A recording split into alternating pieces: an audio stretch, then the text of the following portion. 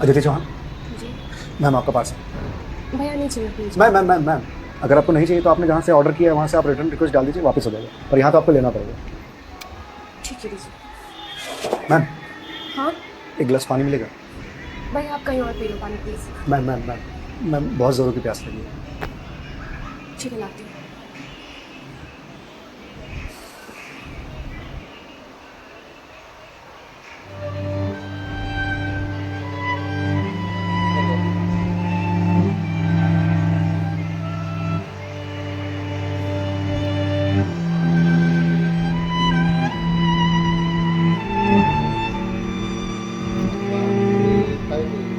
लीजिए लीजिए भैया, देख क्या रहे हैं?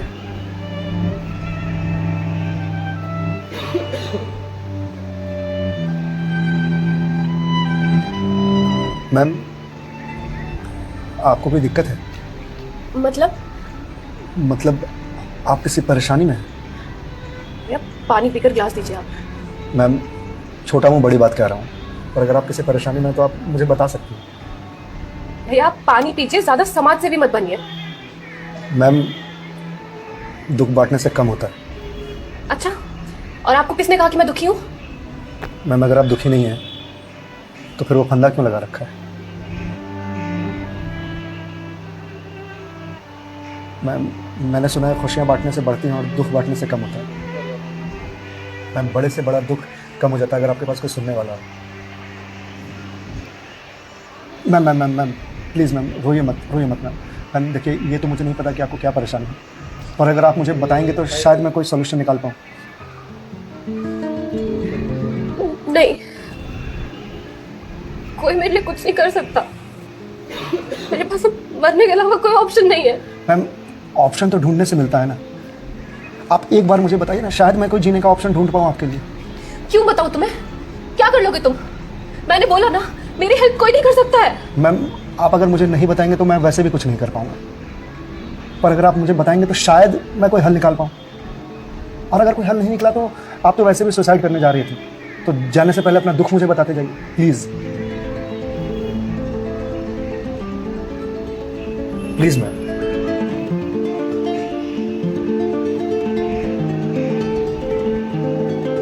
मैं ईएमआईस के चक्कर में फंस चुकी हूँ। मतलब मैं कुछ साल पहले एक कोर्स के लिए मैंने लोन लिया था, फिर उसके कुछ वक्त के बाद एक और लोन, और ये लोन का सिलसिला यूं ही चलता गया। इस महंगाई के ज़माने में पैसे की ज़रूरत तो हर किसी को पड़ती है, मुझे भी थी। मैंने प्राइवेट कंपनी से भी लोन लिए, ज़्यादा ब्याज पर, और अब मैं उन्हें चुका नहीं पा रही हूँ। क्यों मैम, आपके पास जॉब तो होगी ना? जॉब थी, पर मैं जिस कंपनी में जॉब करती थी उस कंपनी ने मुझे ये कहकर टर्मिनेट कर दिया कि फाइनेंशियल लॉस के कारण वो मुझे और मुझ जैसे कुछ एम्प्लॉयज़ को सैलरी नहीं दे सकते। तो मैम आप किसी और कंपनी में ज्वाइन कर लो, बहुत सारी कंपनीज हैं यहाँ पे। तुम्हें क्या लगता है मैंने अप्लाई करने का ट्राई नहीं करा होगा? जॉब नहीं खोजी होगी? बहुत की थी, पर इस रिसेशन के ज़माने में जॉब मिलना कितना मुश्किल है कि तुम जैसे डिलीवरी बॉय को क्या पता। आई एम सॉरी मैम, शायद आप सही कह रही हैं, मुझे इस बारे में कोई जानकारी नहीं। जॉब जाने के बाद मेरे से चीज़ें हैंडल नहीं हो रही हैं। बैंक से रोज़ कॉल्स आते हैं ईएमआईस भरने के लिए, और प्राइवेट कंपनी वाले फ़ोन कर करके धमकियाँ दे रहे हैं। मैं इस लोन के जंजाल में फंसती चली जा रही हूँ, और अब मेरे पास सुसाइड के अलावा कोई और ऑप्शन नहीं है। मैम ऑप्शन क्यों नहीं है? आप ये बात अपने घर में बता सकती हैं, अपने पापा को बता सकती हैं। नहीं, मैं ये बात अपने पापा को नहीं बता सकती। क्यों मैम? मेरे पापा रिटायर हो चुके हैं, उनके ऊपर पहले से घर की बहुत रिस्पॉन्सिबिलिटीज़ है। वो मेरी शादी के लिए पैसे भी जोड़ रहे हैं। मैं उनसे किस मुंह से पैसे मांगूं? मुझे पढ़ाने के लिए, बाहर भेजने के लिए उन्होंने ना जाने रिश्तेदारों से कितने ताने सुने होंगे, और अब जब मैं उन्हें ये जाकर बोलूँगी तो लोग क्या कहेंगे? मैम पैसे आपको अपने पापा से मांगने हैं या लोगों से?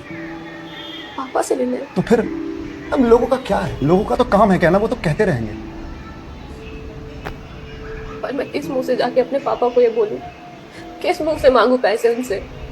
जिस उम्र में मुझे उनका बोझ उतारना चाहिए, सहारा बनना चाहिए, उस उम्र में मैं उन पे ही बोझ बनूं।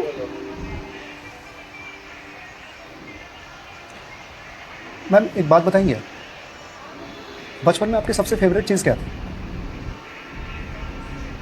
बचपन में मुझे साइकिल का बहुत शौक था। तो मैम आपको साइकिल किस एज में मिली थी? ये कोई 8 साल की होंगी मैं। तो साइकिल तुरंत मिल गई थी आपको? नहीं, पापा तो मान ही नहीं रहे थे, बोल रहे थे गिर जाएगी, चोट लगा लेगी। तो फिर कैसे साइकिल मिली? बहुत जिद की थी मैंने, बहुत। खाना पीना सब छोड़ दिया था। तो मैम साइकिल के लिए जो जिद किया आपने, तो शर्म आई होगी आपको? तो मुझे मुझे क्यों शर्म आएगी? पापा है वो मेरे, उनसे जिद नहीं करूँगी तो किससे जिद करूँगी? तो मैम जब बचपन में साइकिल के लिए जिद करने में शर्म नहीं आई, तो अब क्यों आ रही है? मैम अभी आपने कहा कि आपके पापा आपकी शादी के लिए पैसे जोड़ रहे हैं, और आप तो सुसाइड कर रही हो, तो वो उन पैसों का क्या करेंगे? या उन्हें ये जानकर बहुत खुशी होगी कि उनकी बेटी ने शादी का बोझ हल्का कर दिया उनके सिर पर से। मैम आपको मालूम है, हमारे जनरेशन की दिक्कत यही है कि हम अपने आप को इतना बड़ा समझ लेते हैं कि हम अपने पेरेंट्स से ही अपनी बात छुपाने लगते हैं।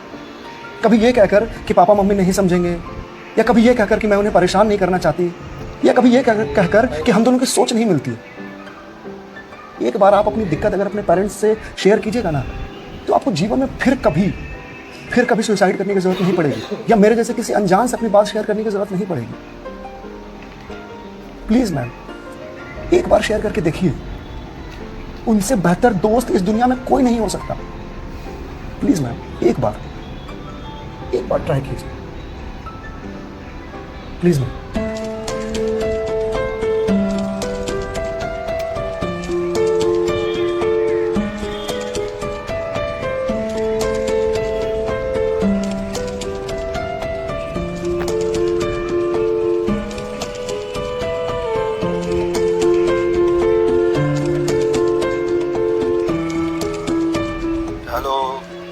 हेलो पापा। हाँ अदिति बोल, कैसी है बेटा? पापा मुझे आपसे कुछ बात करनी है। हाँ बोल ना बेटा। पापा मैं क्या हुआ बेटा? पापा मैं बहुत परेशान हूँ। हाँ तो मुझे बता ना, किस लिए परेशान है? अदिति बेटा रो क्यों रही है, बता ना क्या बात है? पापा वो मैंने बैंक से लोन ले रखा था ना,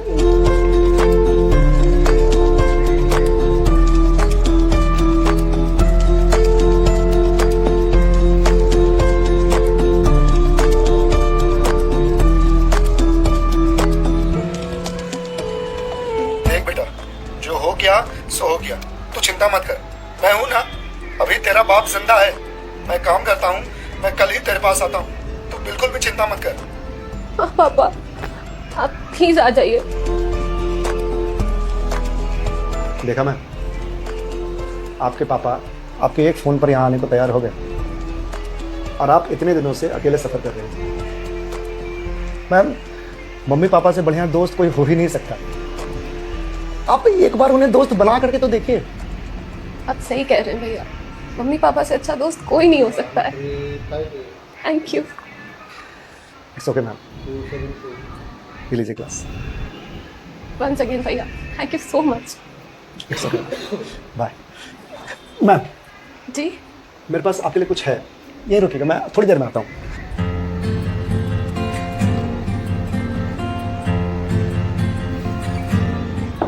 मैम। जी भैया।